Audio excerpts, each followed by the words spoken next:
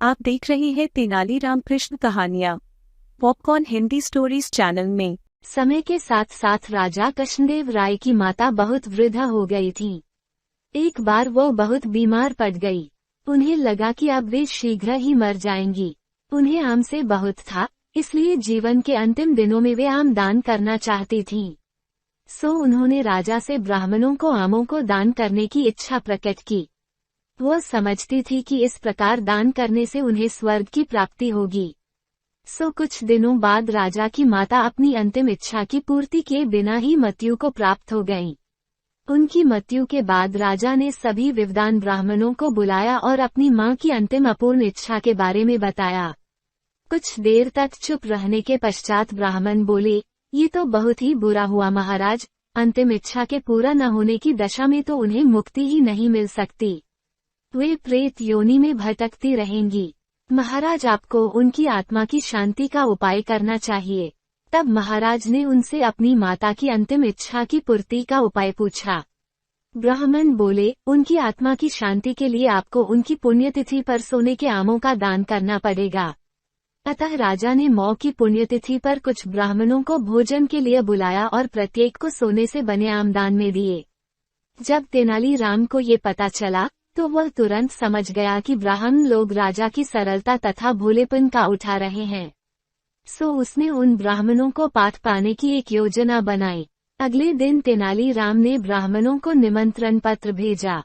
उसमें लिखा था कि तेनालीराम भी अपनी माता की पुण्यतिथि पर दान करना चाहता है, क्योंकि वह भी अपनी एक अधूरी इच्छा लेकर मरी थी। जब से उसे पता चला है कि उसकी मां की अंतिम इच्छा पूरी न होने के कारण प्रेत योनि में भटक रही होंगी, वह बहुत ही दुखी है और चाहता है कि जल्दी उसकी मौ की आत्मा को शांति मिले। ब्राह्मणों ने सोचा कि तेनालीराम के घर से भी बहुत अधिक दान मिलेगा, क्योंकि वह शाही विदूषक है। सभी ब्राह्मण निश्चित दिन तेनालीराम के घर पहुंच गए। ब्राह्मणों को स्वादिष्ट भोजन परोसा गया। भोजन करने के पश्चात सभी दान मिलने की प्रतीक्षा करने लगे। तभी उन्होंने देखा कि तेनालीराम लोहे के सलाखों को आग में गर्म कर रहा है। पूछने पर तेनालीराम बोला, मेरी मां फोड़ों के दर्द से परेशान थीं। मृत्यु के समय उन्हें बहुत तेज दर्द हो रहा था। इससे पहले कि मैं गर्म सलाखों से उनकी सिकाई करता, वह मर चुकी थी। अब उनकी आत्मा की शांति के लिए मुझे आपके साथ वैसा ही करना पड़ेगा, जैसी कि उनकी अंतिम इच्छा थी। ये सुनकर ब्राह्मण बौखला गए।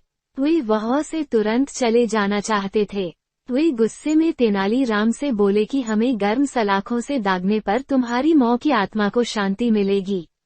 नहीं महाशय, मैं झूठ नहीं बोल रहा। यदि सोने के आम दान में देने से महाराज की मौ की आत्मा को स्वर्ग में शांति मिल सकती है, तो मैं अपनी मौ की अंतिम इच्छा क्यों नहीं पूरी कर सकता। ये सुनते ही सभी ब्राह्मण समझ गए कि तेनालीराम क्या कहना चाहता है। वह बोले, तेनालीराम, हमें क्षमा करो।